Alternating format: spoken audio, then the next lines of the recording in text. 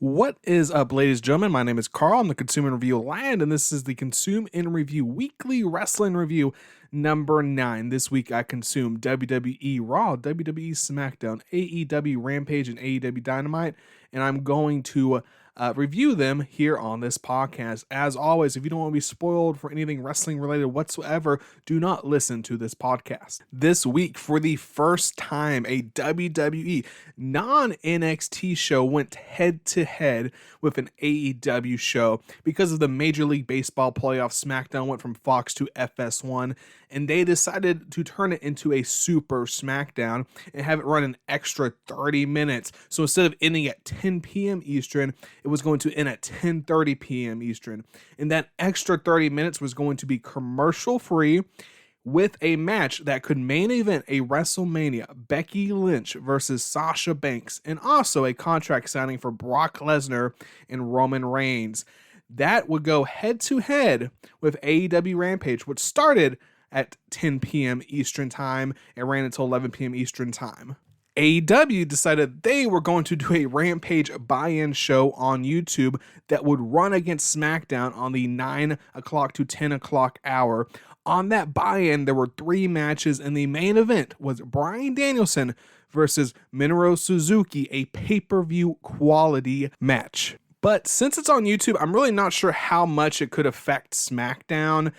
Since if you wanted to, you could watch SmackDown and then after SmackDown was over, just go on YouTube later. Since streams on YouTube do tend to stay on YouTube and turn into videos, unless the channel decided to take it off for whatever reason, which AEW I did not believe was going to do. So if you wanted to, you could watch SmackDown live, and if you wanted to see Bryan Danielson versus Minoru Suzuki, you could have just watched the YouTube buy-in Rampage show afterwards. Now the real head-to-head would have been that 10 o'clock to 10:30 hour between SmackDown on FS1 and AEW Rampage on TNT. SmackDown ran with a, like I said, Becky Lynch versus Sasha Banks match and the contract signing, commercial free. AEW Rampage had CM Punk versus Matt Sydal. With that being said, before we really get into reviewing those shows, let's go ahead and start off with Monday Night Raw. WWE Raw was at the Chase Center in San Francisco, California. Approximately 3,900 fans in attendance, around 1,400 less than last week's Raw. 1,582,000 viewers, 543,000 in the 18 to 49 range for a .42, 274,000 less viewers than last week overall, and 137,000 less in the 18 to 49 range. This Monday Night Raw had 9 matches and approximately 53 minutes of wrestling on the 180-minute show. 13 minutes more wrestling than last week's Raw. We opened up with a Drew McIntyre cutting a promo. Big E interrupts his promo. They had little rival promos. The Usos interrupt. And pretty much this whole opening segment here is to set up the main event for the night, which is Big E and Drew McIntyre versus the Usos. Next up, we have Kofi Kingston and Xavier Woods and Gorilla. They get asked what happens if they have to face each other next week in the King of the Ring tournament, and they just both laugh. They laugh, and then they go out because their music hits. We have the first King of the Ring match, Xavier Woods versus Ricochet. This match went approximately 11 minutes. It was an all-right match. Woods won via an elbow off the top rope. Like I said, it was an all-right match. I figured Xavier Woods was going to win just because he's really been wanting to be in this King of the Ring tournament for so long. And I really think on the other side, we're going to have Jinder Mahal beat Kofi Kingston, which we'll get to that in a bit. And Ricochet has not really been doing anything on Raw, so this seemed like Xavier Woods was going to win this match. So Xavier Woods advances to the semifinals. Next up, we have the RK Bro in the locker room. We usually have this segment almost once a week where just Matt Riddle and Randy Orton are talking in the locker room. This time, Riddle says he challenged Omos to a match after Orton's plan worked last week. Orton said there wasn't a plan and he should not have challenged Omos to a match, and Riddle is going to be on his own tonight against Omos. We have Mansoor and Mustafa Ali versus Cedric Alexander and Shelton Benjamin. This match went approximately 2 minutes. Cedric Alexander and Shelton Benjamin got a reverse jobber entrance, but despite that, Cedric hit a Mr. Shkowu driver, I might have mispronounced that, on Mustafa Ali and pinned him to get the win. It was a match. Mustafa Ali continues the streak of losing for his team. After the match, Mansoor helps Mustafa Ali up. Mansoor's not upset that Mustafa Ali keeps getting him losses. He's simply being a friend, trying to help him up. And Ali just pushes him down. He pushes him down and he leaves the ring and he is frustrated. So Mustafa Ali, despite losing all these matches, is the one that's frustrated. Next up, we have the Queen's Crown match. Shayna Baszler versus Dana Brooke. This match went approximately 2 minutes. Dana Brooke got a reverse jobber entrance for this match, and she got pinned by Shayna after a knee to the head. It was a match. Continues a streak of short Queen's Crown tournament matches. That's pretty much the whole Queen's Crown tournament has really been a lot of short matches. After this match, Shayna attacks Dana, and the ref stops her, which just kind of surprises me because it's like more and more she's not looking like a monster she could be booked as after she injured 2 wrestlers, and then she just backed down from Doudrop, and now she has just a referee just stopping her from doing more of a vicious attack when a few weeks ago, a lot of people trying to stop her, and she was just able to hurt people's elbows. So anyways, she won the match, but one referee was able to stop her from hurting Dana Brooke anymore. We have Charlotte Flair backstage cutting a promo about Shayna, Bianca Belair, Becky Lynch, Sasha Banks, and she just puts herself over. Talks about Sasha Banks maybe winning the triple threat match at Crown Jewel to become the SmackDown Women's Champion, and maybe she'll challenge her and get the belt and become a double champion. Next up, going into the 9 p.m. Eastern hour, we have Riddle by himself versus Omos with AJ Styles ringside. This match went approximately 3 minutes. Before the match, Riddle looks like he's trying to stall, maybe trying to get Randy Orton to come out, but that doesn't happen. Styles gets, upset, tries to get the referee to start the match. Eventually, the referee does start the match, and right after the ref rings the bell, Riddle goes to attack Styles outside the ring. He gets some offense in. Omos drags him back into the ring and just lays him out, choke slams him, pins him with a foot on his chest. Styles on the mic says to get off, roundhouse kick him. Almost roundhouse kicks him, and they watch the replay, and then they watch the replay again in slow motion. Then Riddle gets double hand choke slam, and Omos pins him with a foot on the chest once again to win the match. It was a match. After the match, Styles goes to Styles Clash Riddle. Orton's music plays. Omos and Styles look for him in the ring. They're looking for him, seeing what way is he going to come in. Styles sends Omos out of the ring to look. While Styles is focused on the ramp, Orton comes in from behind. RKO Styles then leaves before Omos can enter the ring and get him.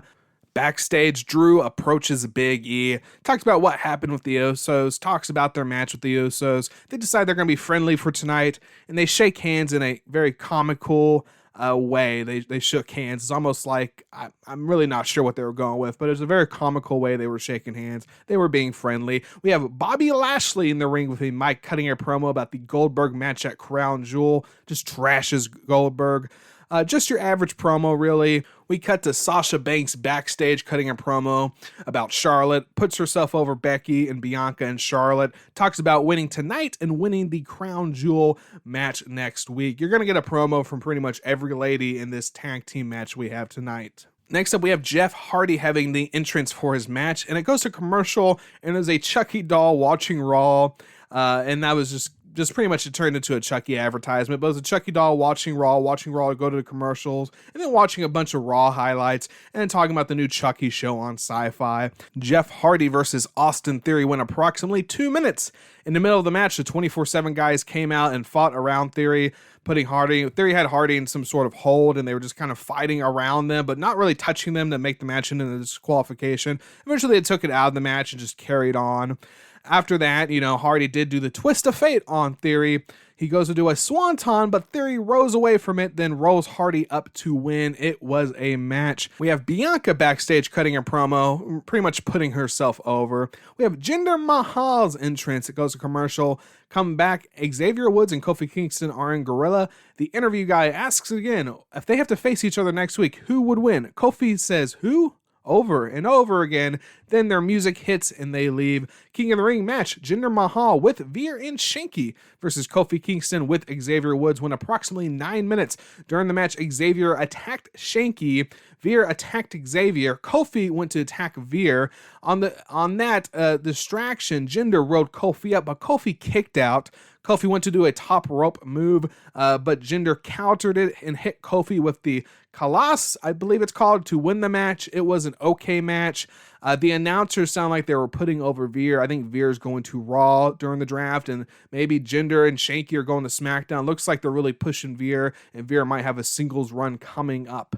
Becky Lynch backstage cutting a promo about putting herself over and trashes the other woman. Like every other promo the woman cut tonight, they just put themselves over and then trash the competitors.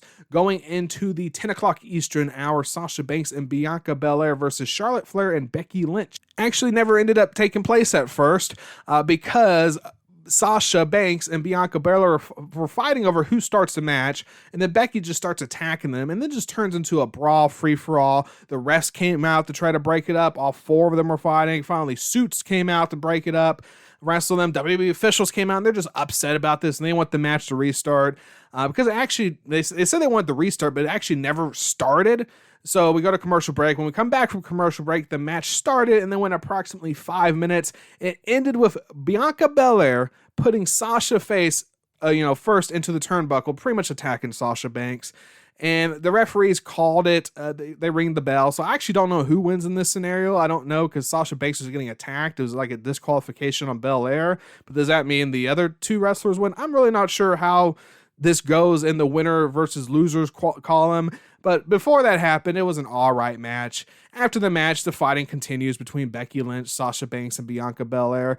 And Becky Lynch ends up standing tall at the end. We have the Usos backstage. They're talking to someone on the phone, and they're talking about their match tonight against Big E and Drew McIntyre. Next up, we have the Queen's Crown match. Doudrop versus Natalya went approximately 3 minutes. Doudrop wins via a roll-up. Natalya seemed to be the better wrestler this match, getting offense in, and was able to counter Doudrop's moves. Shayna Baszler was watching this match in the back. This was an okay match. John Morrison had a backstage segment with Nikki Ash and Rhea Ripley.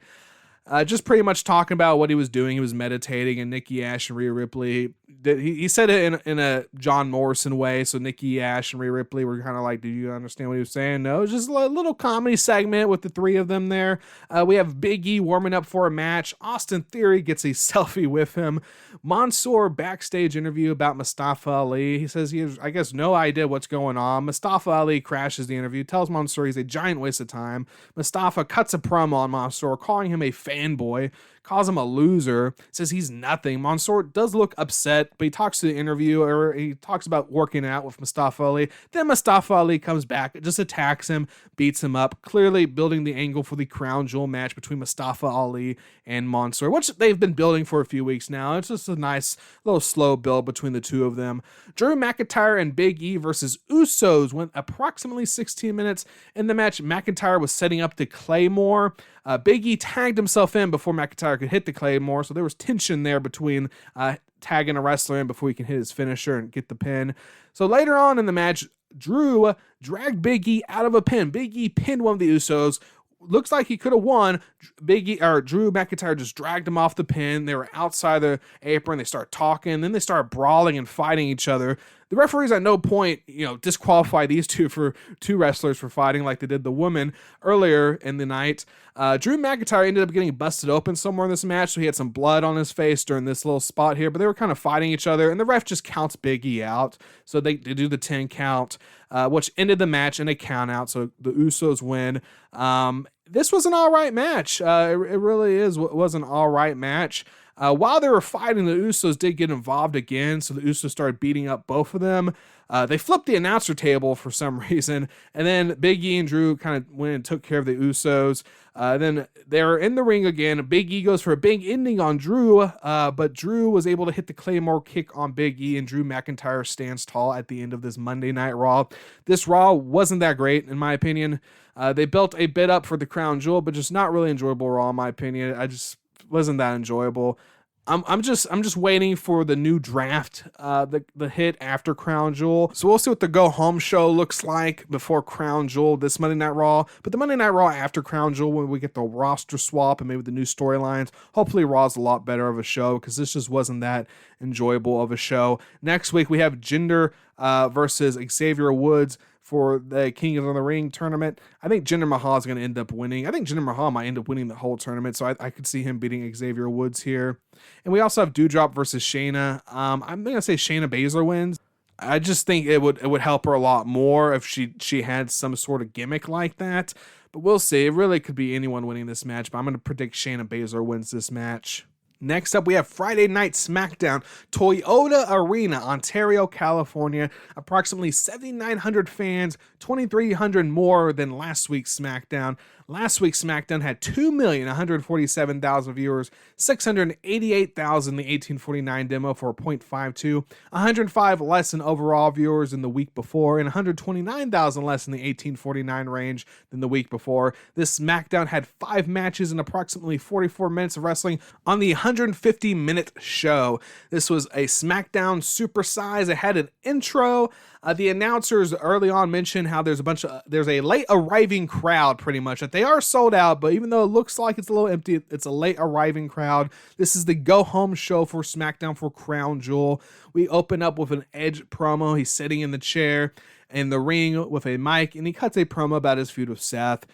Seth's backstage watching it on TV. Edge talks about their match in a Hell in a Cell. It was a good promo and a good build to their Hell in a Cell match.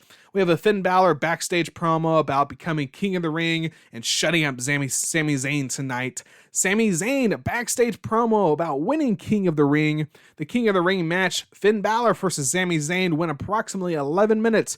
There's a different camera angle during the match. Instead of the hard camera, it was like there was a hard cam, but right on the ring apron. I'm not sure what that was about. Eventually in the match, it kind of went back to the normal hard cam that you usually see. The match ended up ending with Finn Balor hitting a coup de grace and pinning Sami to win. This was a fun match. Afterwards, we have a Drew McIntyre video package of him coming to SmackDown. Naomi backstage promo about being happy about having a match with Sonya Deville on SmackDown. So Naomi's in the ring, ready for the match. Sonya comes out with a mic, says, match tonight is Naomi versus Sana and Shayna Baszler. So it's actually a handicap match. Naomi versus Sonya and Shayna Baszler went approximately 2 minutes. Before the match started, the ref says only one wrestler can be in the ring at the time. Sonya says she makes the rules. It's going to be a 2-on-1. Naomi did get some offense in this match, but it was mostly a lot of Sonya and Shayna Baszler just double teaming Naomi. Shayna put Naomi in a submission chokehold and she passed out. Sonya pins her with a foot on her to win the match. It was a match. We have a Hit Row video package about them coming to SmackDown. Sasha Banks backstage promo putting herself over. Seth Rollins in the ring, this time with a mic, going into the 9 p.m. Eastern hour, and he cuts a promo about his match with Edge. He is the man today because of Hell in a Cell is what he said, which is kind of true, I guess, because after his match with The Fiend in the Hell in a Cell, he did turn heel. He was kind of a babyface until he hit that match, and then he just was not over with the fans, and he ended up turning heel. This was a good promo by Seth Rollins. So 2 great promos, one by Edge, one by Seth Rollins about their Hell in a Cell match next week. That's going to be a good match at Crown Jewel, and both those promos were just excellent promos. We have Carmella and Zelina Vega and Gorilla talking. Zelina is happy to be facing Carmella since she's better than Liv Morgan. Says Carmella doesn't need to wear a mask tonight. They will have a fair and classy fight. So we have the Queen's Crown match, Carmella versus Zelina Vega. This match went approximately 3 minutes, continuing the streak of short Queen's Crown matches. Before the match, Carmella was telling her assistants she won't need the mask tonight. But during the match, Carmella attacked Zelina's face. She apologized, but Zelina was not happy, so she went to attack Carmella's face. Carmella goes out of the ring to go put on her mask, but she wants a timeout because the ref's going to count her out. And when she turns back to look at her assistant, she sees that Liv Morgan's actually holding her mask. So she runs back into the ring, and Zelina rose her up to win. It was an okay match. I'm actually kind of surprised Zelina won. I really thought Carmella was going to win. I almost thought Carmella was going to end up winning it all. So seeing Zelina wins very interesting. We'll see where that goes. We'll see who she faces after we see who wins between Doudrop and Shayna Baszler. Since Zelina's kind of a heel, you'd think it might be Doudrop, but I think Shayna Baszler could still win this. It could still be a kind of a heel versus heel. Zelina, I guess, could be a little bit of a tweener since she just fought heel Carmella. Who knows if Zelina's a heel or a face? We'll find out next week at Crown Jewel. We have a Sheamus video package about him coming to SmackDown. We have Happy Talk with Happy Corbin and Madcap Moss in the ring. Madcap tells a joke. Gets booed, of course. All of his jokes get booed. Corbin talks about Kevin Owens. Madcap jokes about Kevin Owens. Madcap goes to joke about Ricochet and Drew McIntyre, but Rick Boogs on guitar interrupts the joke. Nakamura has his entrance and he just goes around the ring with, doing his entrance, and then comes back up the ramp.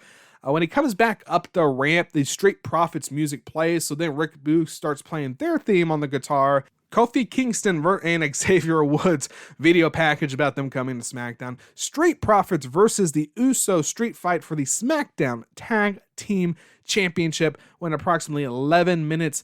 Ended with Usos doing a double splash on Angelo Dawkins and pinning him to win. This was a very fun match.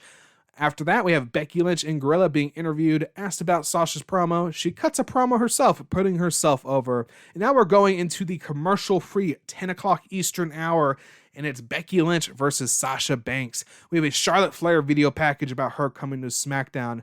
Becky Lynch versus Sasha Banks went approximately 17 minutes. Champion Becky Lynch came in first. She had the first entrance, but it's not a title match. Bianca Belair was on commentary. During the match, Becky Lynch accidentally hit Bianca Belair when she meant to hit Sasha Banks, but Sasha moved out of the way and she hit Bianca Belair. Sasha put Becky in the Banks statement. Becky went to the ropes. While the ref was distracted, Bianca whipped Becky with her ponytail. Then Sasha did a backstabber and pinned Becky Lynch to win the match. This was a decent match. Right after the match was over, Adam Pearce came out. He was rushing the ring crew, telling them to hurry up, put tables in the ring, chairs in the ring for the contract signing. Roman Reigns comes out first with just Paul Heyman with him, so the Usos weren't with him. During the contract signing segment for Reigns and Lesnar, Heyman looks at the contract, suggests Reigns signs it. Reigns signs it. Brock Lesnar signs it while pretty much looking at Heyman and Reigns without reading it. Reigns calls Lesnar dumb for signing the contract without reading it. Lesnar laughs and tells Reigns he read the contract this morning with his advocate, Paul Heyman. Lesnar leaves the ring. Heyman looks worried. Reigns looks upset. This was a decent SmackDown. Some fun and decent matches with good promos and really a good build for Crown Jewel. But this was a really good SmackDown, way better than Monday Night Raw. It was a really fun and decent SmackDown. Now let's get into the Crown Jewel predictions. We have Mustafa Ali versus Mansoor. I think Mansoor is going to win this match. We have Selena Vega versus Doudrop or Shayna Baszler. I think Shayna's winning. I think she will win. I think she'll win the crown. If Doudrop ends up beating Shayna Baszler, I would probably say Doudrop's going to end up winning the crown also. We have Finn Balor versus Xavier Woods or Jinder Mahal. I think Jinder Mahal is winning and will win the King of the Ring tournament. If somehow Xavier Woods upsets him, I think Xavier Woods is going to end up winning the tournament. Goldberg versus Bobby Lashley. Oh, this is a hard one, but I'm going to go Goldberg winning this match. Edge versus Seth Rollins, Hell in a Cell. I think Seth Rollins is going to win this match. We have AJ Styles and Omos versus RK Bro for the WWE Raw Tag Team Championship. I think RK Bro will retain. Sasha Banks versus Bianca Belair versus Becky Lynch for the SmackDown Women's Championship. I think Sasha Banks pins Bianca Belair to win the SmackDown Women's Championship. Drew McIntyre versus Big E for the WWE Championship. I think Big E is going to retain. Brock Lesnar versus Roman Reigns for the Universal title. I think Roman Reigns is going to retain. In other WWE news, they canceled the TLC pay-per-view in December, so it looks like there's no pay-per-view for WWE set in December. It looks like they're going from Survivor Series in November to the Day 1 pay-per-view on January 1st. All right, now let's talk about AEW shows this week. And since I count buy-in matches for pay-per-view, I'm going to add the Rampage buy-in for this review. So Rampage, James L. Knight Center, Miami, Florida. Approximately 2,500 fans, 4,500 less than last week's show. Last week's Rampage had 502,000 viewers, 225,000 in the 18 to 49 range for a .17. 120,000 less in overall viewers, and 105,000 less in the 18 to 49 range than the week before. Rampage buy-in had 3 matches and approximately 31 minutes of wrestling for the 60-minute show. Rampage itself on TNT had 3 matches also and approximately 36 minutes of wrestling for the 60-minute show, 5 minutes more than last week's Rampage. Combined, if you want to count the buy-in and the Rampage on TNT, Rampage had 67 minutes of wrestling combined between YouTube and TNT for the 120-minute show. Commentary had Excalibur, Taz, and Ricky Starks. We have Ty Conti, versus Santana Garrett went approximately 4 minutes. Ty Conti hits a DDT type move and pins Santana to win. Was an okay match. Next up, we have Lee Moratti. I might be butchering these names, by the way. I'm pretty bad at pronouncing some of these names. Versus Bobby Fish. This match went approximately 8 minutes. Bobby Fish hit the knockout shot and pinned Lee to win. This was a decent match. Next up, we had the biggest match probably going into this weekend. The most match people were probably most excited about. Minoru Suzuki versus Bryan Danielson went approximately 19 minutes. You know, before the match really even started, fans were chanting AEW at the start of the match. This is awesome. Right when they locked up, there was this is wrestling chant 2 minutes into the match. Fans were really into this match. It ended with Danielson landing a running knee and pinning Suzuki to win. It was a good match. Next up, we go to the AEW Rampage main show. Of course, same location and same attendance as the buy-in. We start off with Matt Sydal versus CM Punk. Went approximately 15 minutes. Matt Sydal got a jobber entrance.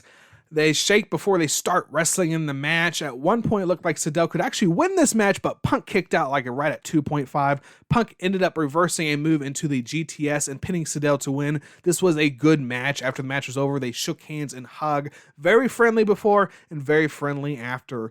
Next up, we go to the Dark Order backstage talking about being back together, and they challenge Adam Cole and the Young Bucks to a match. Bunny versus Ruby Soho went approximately 10 minutes.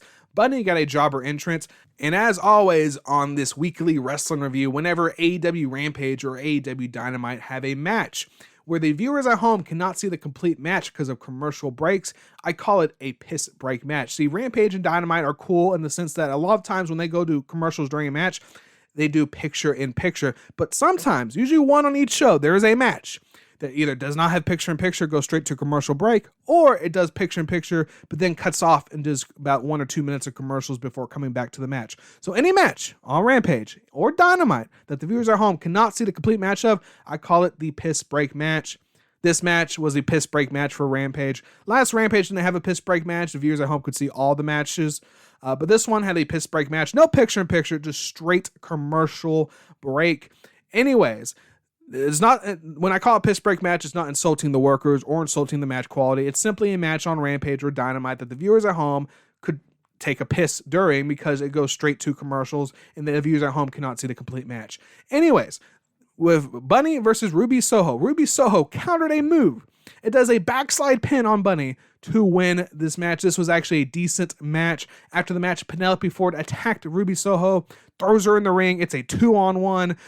Attack on Ruby Soho by Ford and Bunny. Penelope Ford hits Ruby Soho with the brass knuckles, so they're continuing that feud right there. Next up, we have the Mark Henry pre-main event interview.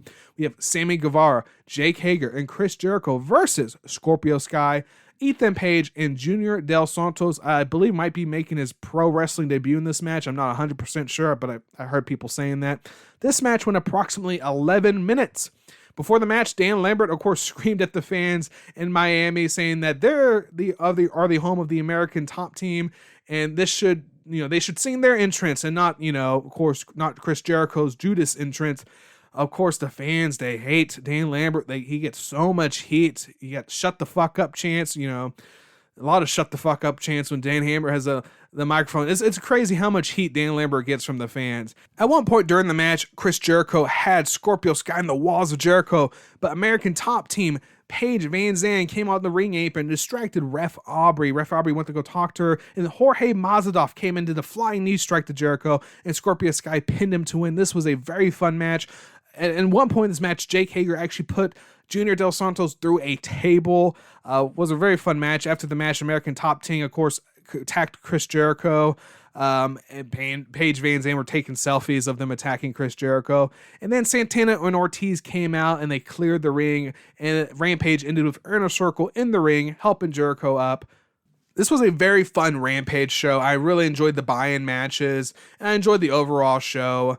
All the matches were enjoyable. And if you were to compare it to SmackDown, I would probably say I enjoyed Rampage more just based off the match quality. Matt Sydal versus CM Punk, Danielson versus Suzuki, and even that main event there with the American Top Team versus the Inner Circle. Those are all really fun and good matches. But SmackDown too had some great promos to build up their Crown Jewel event, and also had some great matches like the Usos versus the Street Profit, Finn Balor versus Sami Zayn, Becky Lynch versus Sasha Banks. So there were some good matches on SmackDown, but I think overall I would probably say Rampage was the more enjoyable show. It's kind of interesting. What was the more enjoyable hour and a half? Was it that buy-in going into the first match, or was it the last hour of SmackDown in that 30 minutes? That's a more interesting one. But I would say match quality was, I probably would say Rampage on that YouTube buy-in into TNT.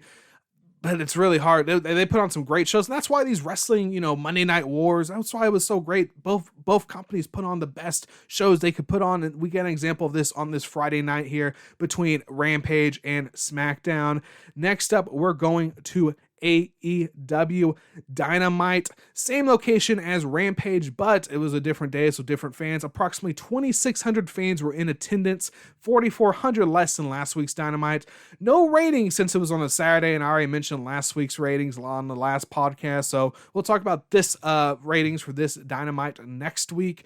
AEW Dynamite had 6 matches and approximately 50 minutes of wrestling on the 120-minute show, 9 minutes less than last week's Dynamite. Commentators were JR, Excalibur, Tony Schiavone, and CM Punk. Tony Schiavone had a lot of work on this Dynamite, as you will see. And of course, since CM Punk is on the commentary, we get the CM Punk entrance to kick off the show. We have Malachi Black versus Dante Martin with Lio Rush ringside. This match went approximately 10 minutes. It ended with Malachi Black doing the back heel kick, and he took a moment, then he pinned Dante Martin to win. This match had a lot of selling by both wrestlers, and it was a good match. Next up, we had Jungle Boy and Luchasaurus, a backstage interview with Tony Schiavone. During the interview, Kenny Omega and Adam Cole break into the interview. The Young Bucks then super kick Jungle Boy. The Elite attack Luchasaurus, and they mega powerbomb Luchasaurus through a table. So this feud is continuing on. We have the Inner Circle in the ring, and this was basically a dual promo between Inner Circle and the American Top Team on the ramp, setting up a match. Inner Circle challenged American Top Team to a 5-on-5 match, or a 10-man tag match. Inner Circle versus Man of the Year, and whatever American Top Team wrestler or fighters want to wrestle in the match. But Dan Lambert says he wants to agree to some terms before the match, or he wants to lay out some terms to have the match that he will talk about on next week's Dynamite. Next up, we have the La Superana, I might be butchering that, versus the Lucha Bros for the AAA Tag Team Championship. This match went approximately 8 minutes. Pretty much the Frogs were mystery wrestlers, and CM Punk just quickly, almost right when the match started, spoiled who they were. I had no idea, but he said those guys are clearly FTR. I'm thinking, are they? Even after he said that, I'm thinking, are they? I mean, you kind of notice some stuff here or there, but I'm like, I'm not 100% sure that is FTR. But sure enough, in the middle of the match, the Lucha Bros pulled their mask off and revealed that it was FTR. I don't know why CM Punk spoiled that. I don't know if that was the plan or what. It was just, for me, I personally would prefer not knowing that and just being surprised by seeing their mask get pulled off. I had no idea they were FTR.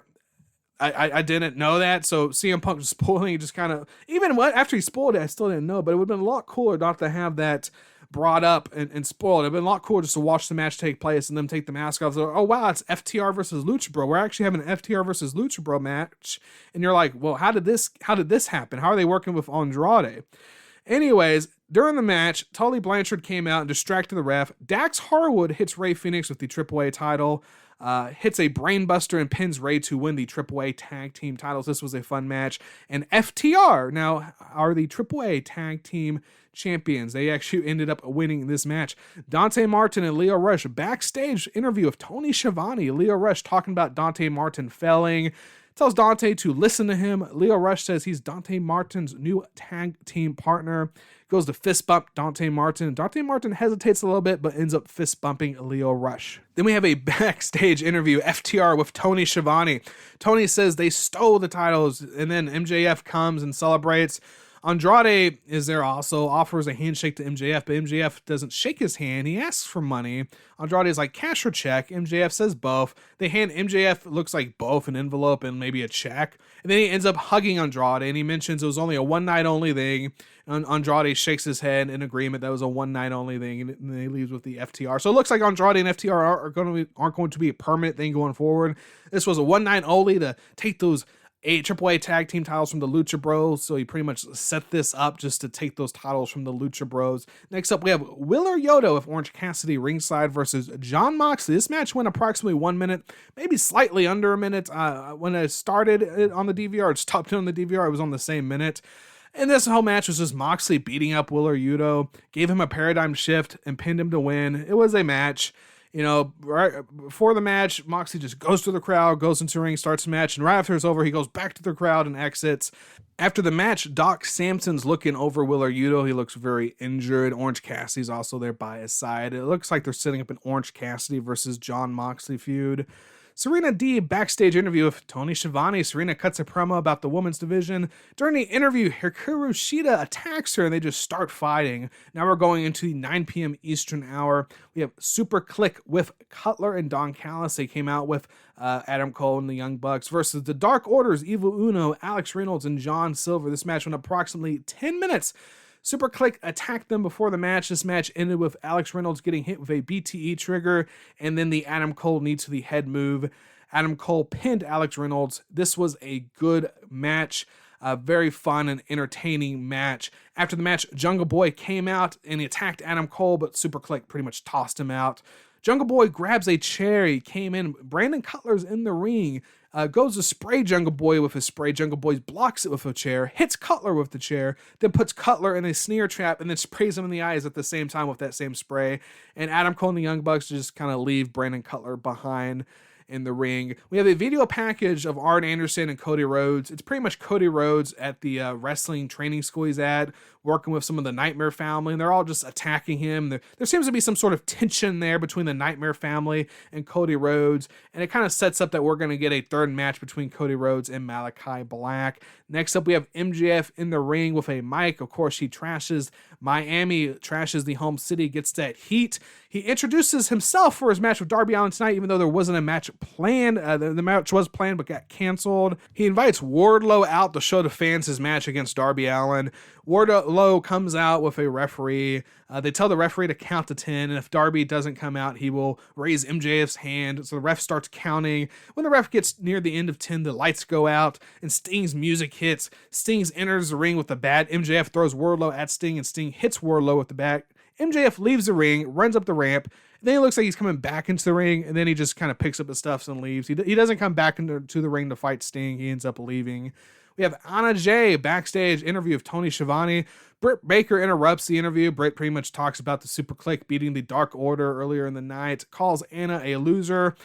Anna ends up attacking Britt Baker, and the refs come and try to break it up. Next up, we have Kiera Hogan versus Penelope Ford. This match went approximately 8 minutes. And like I mentioned earlier, any match on Rampage or Dynamite that the viewers at home do not get to see the complete match of because commercials interrupt it, I call it a piss break match. This was a piss break match. It's not insulting the workers. It's not insulting the match quality. It's simply a match on Rampage or Dynamite that the viewers at home cannot see the complete match of because either there's a commercial break with no picture-in-picture or there's a picture-in-picture but it breaks off to no picture-in-picture for like 1 to 2 minutes. This was the picture-in-picture then break off. So you had a picture-in-picture commercial break, but during the picture-in-picture, it broke off to nothing but commercials. So the viewers at home could not see the complete match, and that's why it's a piss break match. Penelope Ford put Kiera Hogan in a mutilock, and Kiera tapped out. This was actually an okay match. After the match, Ruby Soho came out and beat up Penelope Ford. Ruby throws Penelope Ford out of the ring. Bunny comes out to get Ford. We have a Miro video promo pretty much about losing and becoming champion again. We have Adam Page in-ring interview of Tony Schiavone. Adam Page cuts a promo about the Elite, talks about the early days in Elite, about how he lost the championship, and pretty much cuts a promo about his match at Full Gear. This was a decent promo. We have Bobby Fish versus Bryan Danielson went approximately 13 minutes.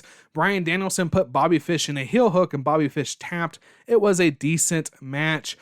Also, next week we have the start of the AEW World Title Eliminator Tournament. We have Dark Order's 10 versus Jon Moxley. I predict Jon Moxley will win. Orange Cassidy versus Powerhouse Hobbs.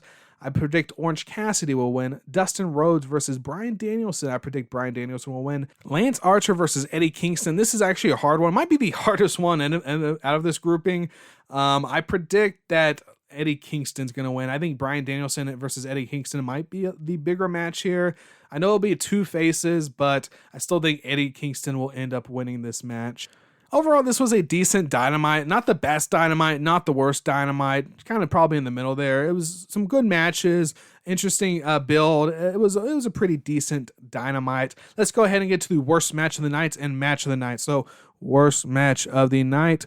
Rampage, Tay Conti versus Santana Garrett. And worst match of the night, Dynamite, Wheeler Yuta versus Jon Moxley. And now let's get into the match of the nights. The match of the nights brought to you by being able to order food online and pick it up. How awesome is it that you can customize your order online without having to tell someone over the phone what you want, and then you can just go into the store and just pick it up, bring it home, and eat it. So awesome. The Rampage match of the night is Minoru Suzuki versus Bryan Danielson, and the Dynamite match of the night is Super Click versus Dark Order. No G1 update this week. I wasn't really able to watch too much G1. I'll try to get caught up next week and to update the match of the nights and worst match of the nights. Anyways, my name is Carl. I'm the Consumer Review Lad. This has been the weekly wrestling review number 9. I would like to know what you think about this week in wrestling. Tweet me at consume_review, or if you're on YouTube, leave a comment down below. If you're on YouTube and you enjoyed this podcast, please click that like button. If you did enjoy, please click subscribe. You might enjoy a future podcast. Anyways, my name is Carl. This has been the Consumer Review Weekly Wrestling Review number 9. Peace out.